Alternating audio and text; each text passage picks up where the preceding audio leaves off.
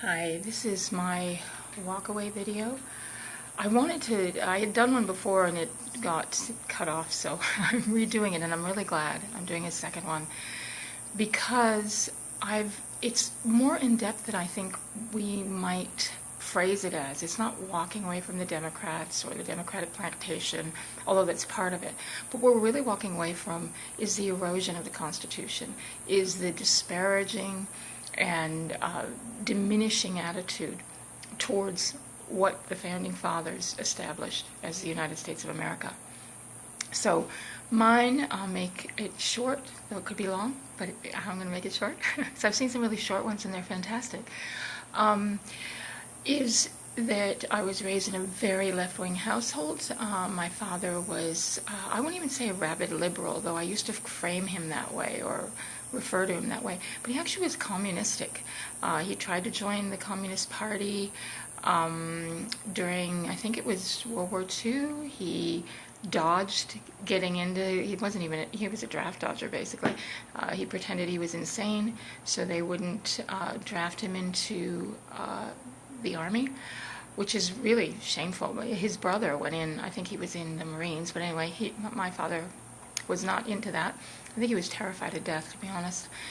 In any case, he fed me and my sister daily on what his belief system was, which was anti-government, anti-American.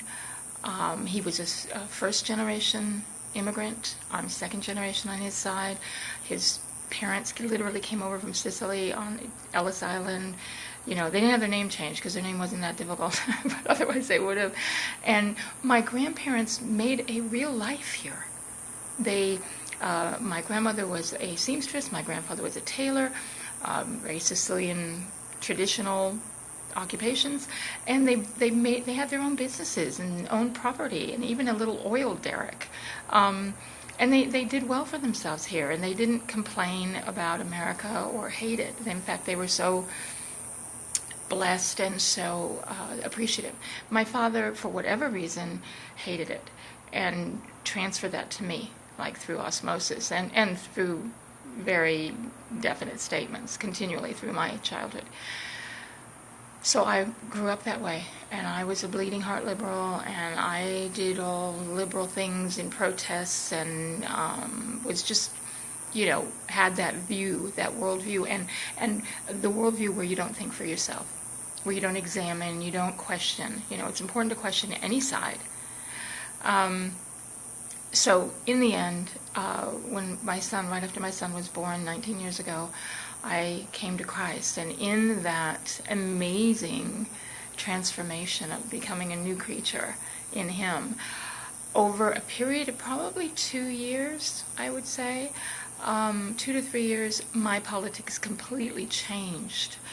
And I started realizing that conservatism wasn't the enemy, that I had shared the same morals, the same values, and I was changed on the inside. So I wasn't this renegade person who just wanted my own way to do what I wanted and nobody tell me what to do. That was gone for me. And I renounced all that stuff. I didn't want it in my life because it's just self-centered, really. And then you justify your self-centeredness. In any case, now, when in the 2016 election, just before it, I'd been living in Australia for many, many years, where I came to Christ, and I came back. I felt the Lord was leading me back. I worked with Native American kids on a reservation, and that was during the election, and they were incredibly blue there, but most of the state I was in, South Dakota, was red. In any case, but it was like you felt you could not say anything. And when I came back to America, I couldn't even believe how divided it was. It was just shocking and so disheartening. Nonetheless, I got to vote in the snow for President Trump before he was president. I'd been praying for him for months. I wanted to vote for him initially. I was a Ben Carson person. But when he decided to stop campaigning and he withdrew, I just looked to the Lord and said, well, who am I going to support now? What is this, Lord? And when he told me it was Trump, I was like, huh? What? That man?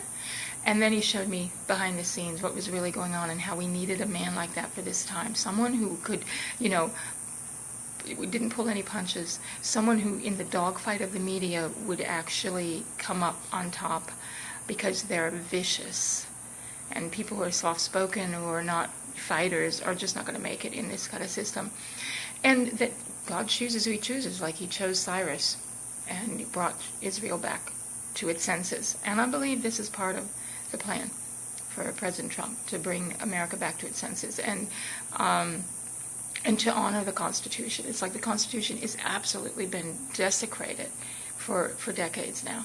And whether it's the Second Amendment, whether it's the lack of value for life itself, inside or outside the womb, where the people's rights are diminished, the surveillance, all of that.